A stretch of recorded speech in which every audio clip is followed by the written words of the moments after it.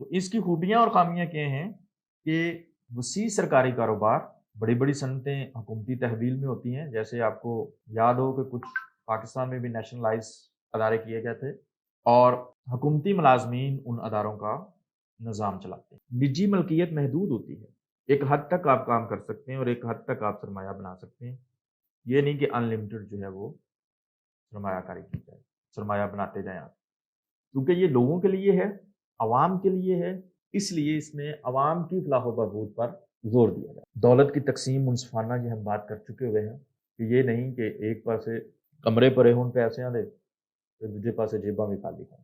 تو جب لوگوں کو اس میں شامل کیا جائے گا تو ڈیفینیٹلی لوگوں کا جو معیار زندگی ہے وہ ڈیولپ ہوئے گا، بلند ہوئے گا۔ خامیاں کیا ہیں جی اس کی؟ غیر مستعد انتظامیہ، چونکہ سارے ذرائع گورنمنٹ کے زیر اثر ہوتے ہیں، حکومتی افسران کے زیر کنٹرول ہوتے ہیں، تو وہ زیادہ تر اپنی ترقی کی فکر کرتے ہیں، اپنی نوکری کو مضبوط کرنے کے چکر میں رہتے ہیں، اس لیے وہ مستعد نہیں ہوتے۔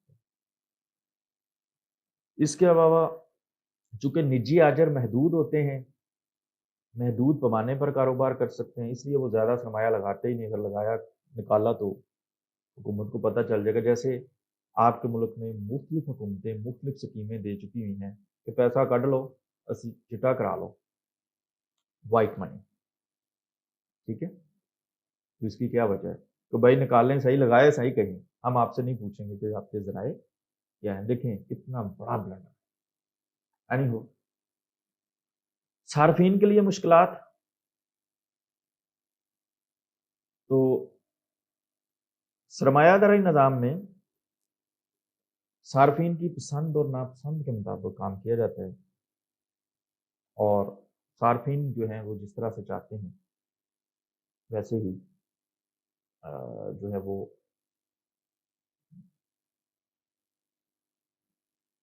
اس میں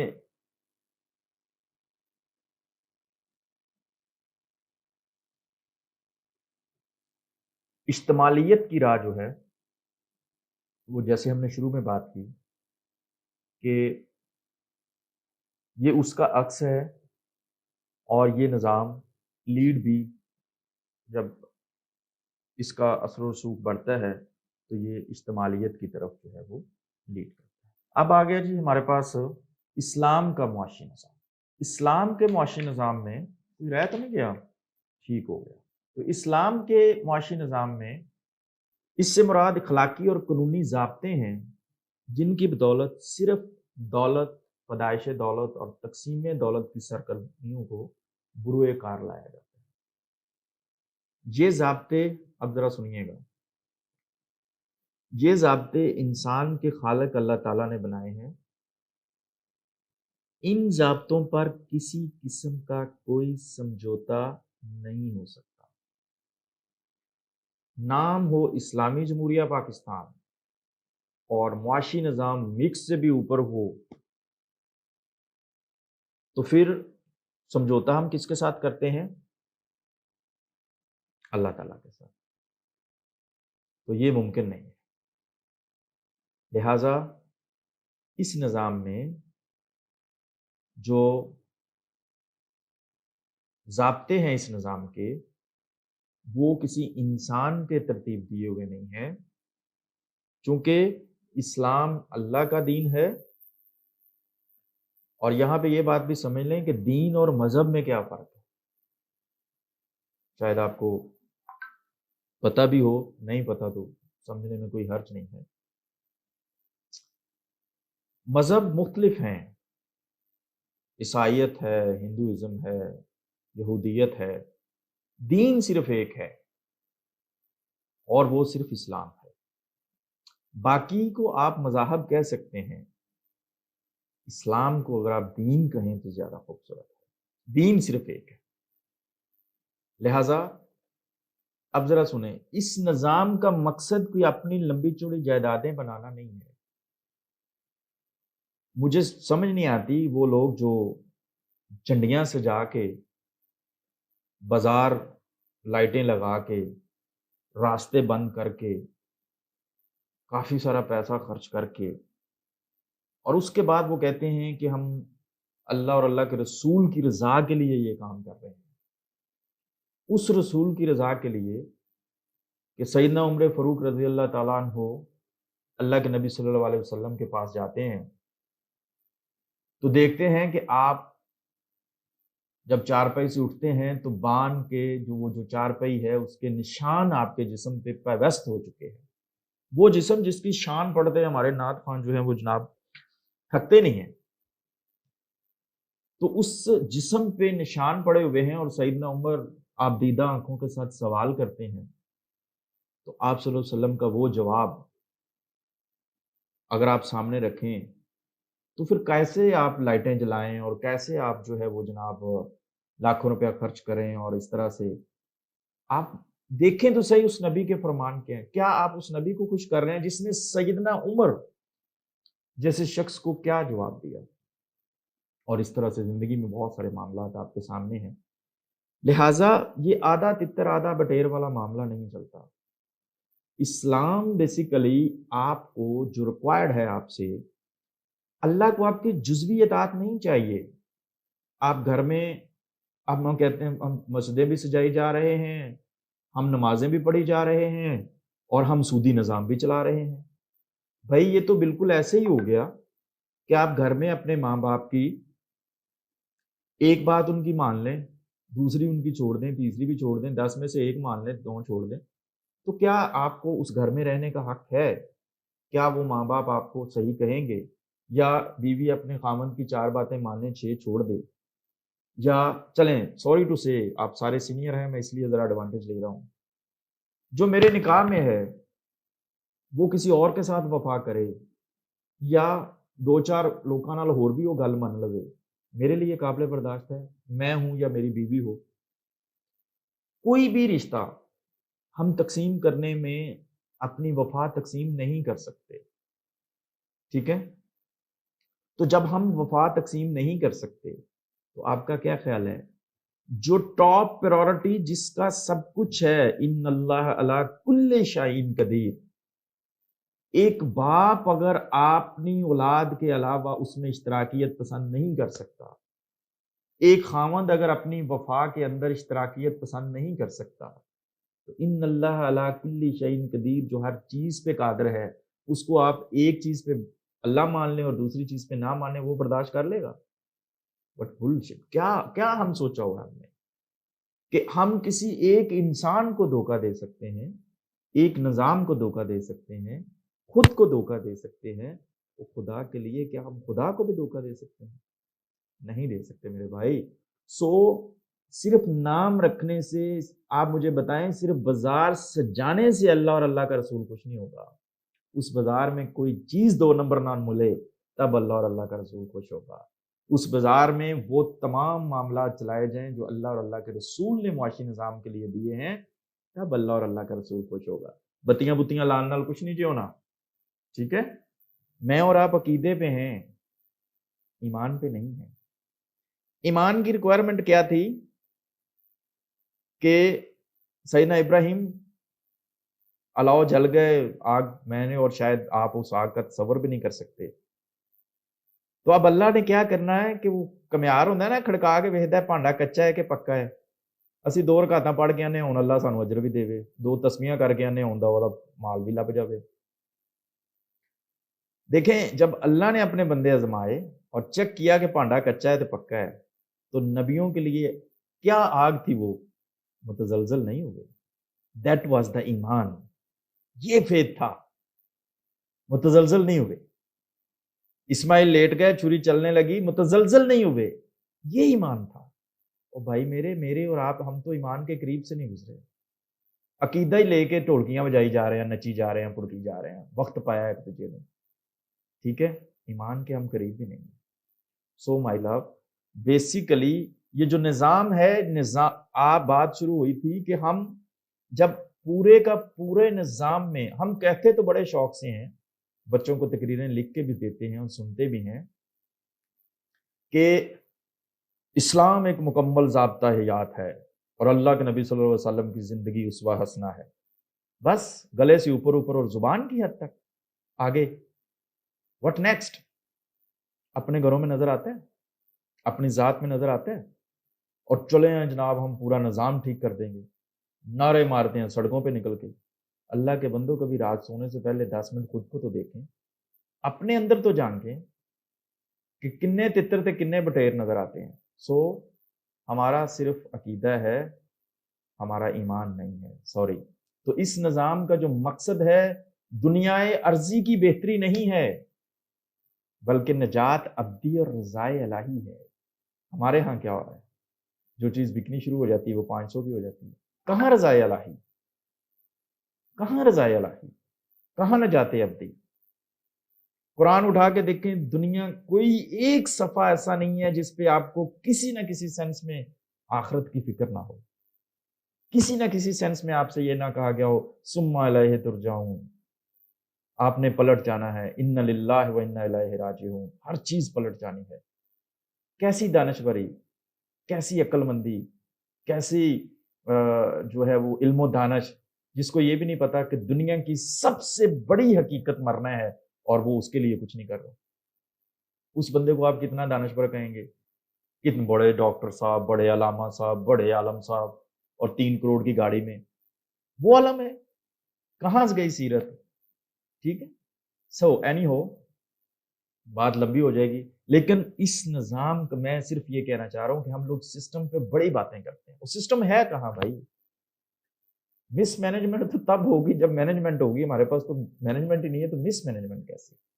سو لہٰذا مقصد معاشی نظام کا دنیا ارضی کی بہتری نہیں ہے، 4 گاڑیاں دو کنال کا گھر نہیں ہے، بلکہ نجات ابدی اللہ کی رضا میں ہے۔ سو کہاں اللہ اور کہاں رضا؟ دیکھا کبھی آپ نے؟ ساڑھے یہاں پنجابی کی مثال ہے نا، اللہ نیڑے کے کسون، ہمارے ہاں کسون نیڑے ہے۔ ٹھیک ہے، میں نے کل بھی آپ سے گزارش کی تھی، خدا کے لیے اگر چیزوں کو سمجھنا ہے تو پہلے اس آفس کو سمجھیں جس آفس کے آرڈر ہیں، تب آپ کو پتا چلے گا کہ اس آفس کے آرڈر کتنے اچھے ہیں اور اس آفس کے آرڈر کی ورتھ کیا ہے۔ لہذا یہ دعوے کرنے چھوڑ دیں، عمل پہ آئیں۔ اللہ کو آپ کا کچا پکا ایمان نہیں چاہیے، آپ کو پورے کے پورے داخل ہونا پڑے گا۔ ٹھیک ہے، یعنی وہ بات لمبی ہو جائے گی، میں نے اس کو ختم کرنا ہے۔ اب آتے ہیں جی اسلامی نظام کے جو خصوصیات ہیں اس کی طرف۔ میں انتہائی معذرت خواہ ہوں اگر کسی کی دل آزاری ہوئی ہو، اور آپ کو اختلاف کرنے کا میرے سے 100% حق ہے، لیکن میں چلیں اگر استاد بننے کے قابل تو نہیں، تو یہاں پہ چلیں تھوڑا سا اگر میں اس سائڈ پہ ہوں کہ آپ کو بتاؤں، تو میرا حق تھا کہ میں جو نظام ہے اس کے بارے میں تھوڑی سی آپ کے، کیونکہ کسی نہ کسی نے تو میل اتارنی ہے نا۔ اگر ہم اسی طرح سے ایک دوسرے کی میل چھوڑتے رہیں گے تو پھر یہ گندگی پھیل جائے گی۔ ٹھیک ہے، سو اینی ہو، سو معاشی نظام کی خصوصیات کیا ہیں؟ معاشی نظام کی خصوصیات یہ ہیں کہ خالصتاً اللہ کی رضا، حصول رضائے الہی، بینک بیلنس حصول نہیں ہے۔ ٹھیک ہے، بنیادی ضروریات کی فراہمی۔ ایک بات اور شیئر کرتا چلوں آپ سے، ایک دفعہ اللہ کے نبی صلی اللہ علیہ وسلم، کئی دفعہ ایسا ہوتا تھا کہ آپ گھر نہیں جاتے تھے، اگر مال بچ جاتا تھا تو دیکھیں یار کیسے لوگ ہیں ہم کہتے ہیں اسی کے صدقے مانگتے ہیں اور کہتے ہیں کہ وہ کائنات کے مالک ہیں، سب کچھ انہی کی پلایت ہے اور انہی کے صدقے ملتا ہے، ان کی بات پہ ایک عمل نہیں کرتے۔ کیسے لوگ ہیں؟ آپ صلی اللہ علیہ وسلم گھر نہیں جاتے تھے، مال بچ گیا مسجد میں ٹھہر گئے، جب تک تقسیم نہیں ہوگا نہیں جائیں گے۔ ایک دفعہ آپ صلی اللہ علیہ وسلم نے کوئی بکری ذبح کی اور تقسیم کر دیا، تو تھوڑا سا ٹکڑا بچا، کوئی تو سیدہ عائشہ رضی اللہ تعالیٰ عنہ نے کہا کہ یہ بچ گیا ہے، آپ نے جس انداز میں بھی آپ نے کہا ہوگا، تو آپ صلی اللہ علیہ وسلم نے فرمایا کہ عائشہ نہیں، وہ بچ گیا ہے جو ہم نے دے دیا ہے، یہ تو ہم نے کھا لینا ہے، یہ تو استعمال ہو گیا ہے، بچا وہ ہے جو ہم نے اللہ کے راستے میں دے دیا۔